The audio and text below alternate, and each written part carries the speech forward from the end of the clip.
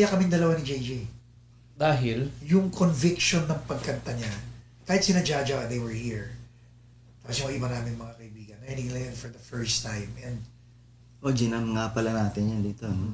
wow. So pinag-aralan mo yung kanta? Pinakinggan ko lang. Pinakinggan mo lang? Tapos, Gano'n naman ako, Alex. Bago Hindi ka langanin doon sa kanta. Kumbaga, pagbibigyan ko nga itong mga to. Yeah. Hindi ko kabisado yung kanta eh. Pero, on my way here, pinapakinggan ko yung kanta, siyempre. Okay. Ito yung takbo nito. alam mo, dumating yun ang maganda eh. Ay, kung may mapupunat ng mga ibang banda sa Dynamics, like, hindi namin binabara yung isa't isa. Parang, alam mo, may pinagawa sila sa akin, may pinagawa kami kay JJ, may pinagawa si JJ sa amin.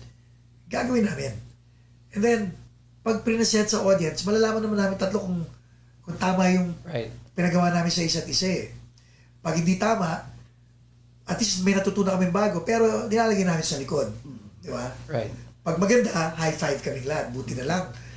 So, if you look at the progression, 3 years kami magkakasama, we've learned to trust each other na try natin to. Right. And then, yung New Wave Men, yung Megamix 1 namin, hindi siya nagsasalita. Pero nung inensayo namin sa kanila, nalaman ko kay Joyce, sa wife ni Benji for the first time, na dalawa silang alangan dun sa, sa Megamix, right? And you know what? It was after performing it live for the first time. Saan ba natin first time? Yun sa Noy Pits, no? Noipits yan. Cerritos. Na nagwala lahat ng mga tao. I think that was the